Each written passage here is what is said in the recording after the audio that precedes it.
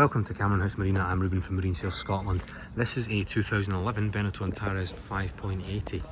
So she's powered by a Suzuki 90 horsepower electronic fuel injection 4-stroke outboard. This is the perfect fisherman's friend. So if you're looking for something that can accommodate 2 overnight, it's got a toilet on board, you want something that you've got element protection from the weather, and then if you need to cast a few lines out the back, then this is the ideal thing for you. Now this is dealer approved stock, and it has to be the best example in the country. Why? Well, we've machine polished the hull and the superstructure. Subsurface has been anti-filled, and then all of the graphics, all of the striping on her has been renewed, so she almost looks as good as the very day that she left the factory. Same with all the striping down at the bases of the windows, they've all been renewed, so superficially from the outside she looks perfect. As I said, it is dealer approved stock, so we have been through the boat.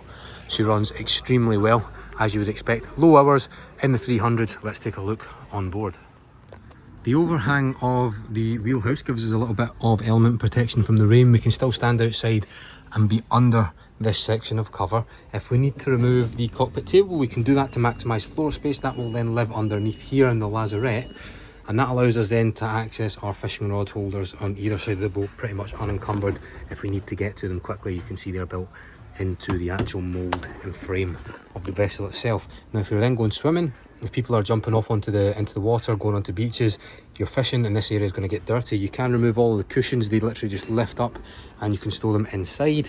We can lift each of the bases up on this side and on that side as well to give you a little bit of extra space. Then this back section will come all the way forward to allow the motor to tilt and trim all the way up should you want to beach the boat on an island. The cleats on the Antares 5.80 are on the inside, so you will take your mooring line, your rope, you'll run it through this reinforced area here and you'll tie it on the inside. That keeps the lines nice and streamlined on the boat when you compare it to what we've got here on the Bayliner VR6. They are quite obtrusive on the outer side of the hull. Now we've got the full walk round capability to the port side, exactly the same on the starboard. If we go up,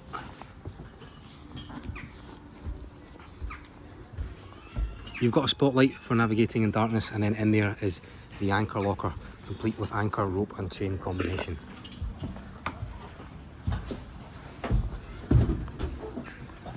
We'll take a look inside.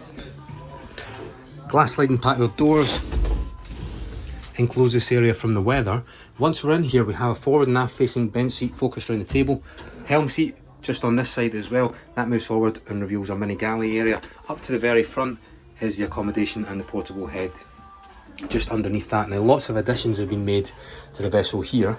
The first most noticeable one that you don't typically find in a boat of this size, it's been fitted with a battery charger and a shore power system, so you can plug a kettle or a microwave into that one, your laptop or your phone to that one. As long as you are hooked up to the electric in a marina, you will always have constant power. It also trickle charges the batteries as well. Now once the helm seat has been lifted and moved forwards, we then have underneath here a small area with a drain. Flick that round, that is a manual water pump, so you pump that and then you have fresh water. Of course the tank is refillable, you lift it out, you have to physically take it away, it's removable, but fill it up and that gives you a nice steady stream of water while you're out at sea and you're away from the marina facilities.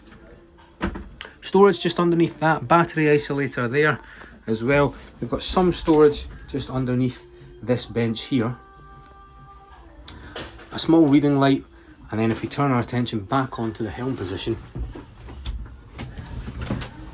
clearly our throttle, our fish finder with a small GPS function in it as well, VHF radio with DSC, and then that high gloss steering wheel. Wipers, there's 2 of them, one on each side, one for port, one for starboard. Nav lights, bilge pump, and then our general anchor lights, interior lights, exterior as well. Hours on the boat, she's just run a smidgen over 300, battery ampage and then battery voltage as well. Now the table will remove, the leg will drop, and you can put the table in there. You need to get a filler cushion made up, and that could turn that into a very, very small berth, but you're probably more likely to use that as a lounger for relaxing in.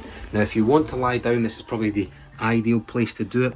You have over 6 feet worth of length actually from this side up against the bulkhead. You can take that out and that reveals the toilet.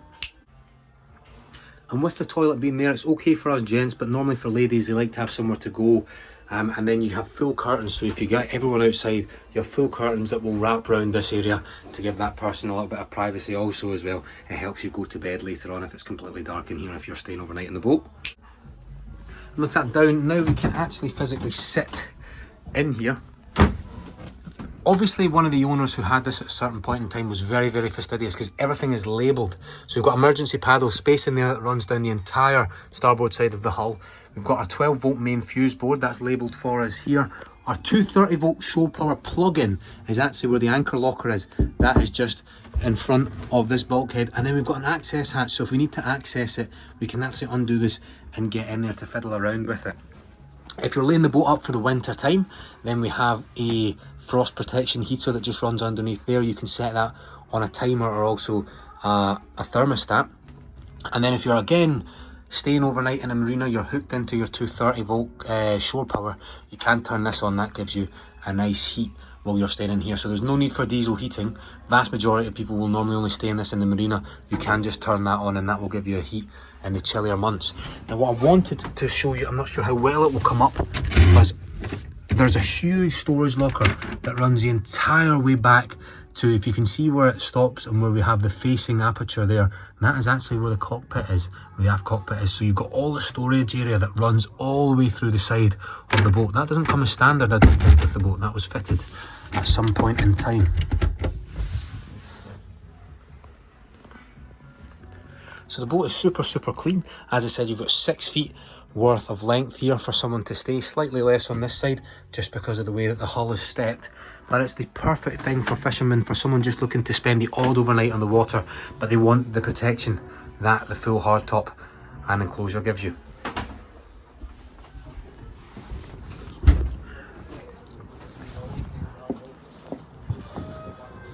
Finish up on the bow. I'm Ruben from Marine Sail Scotland, where fun in the water begins.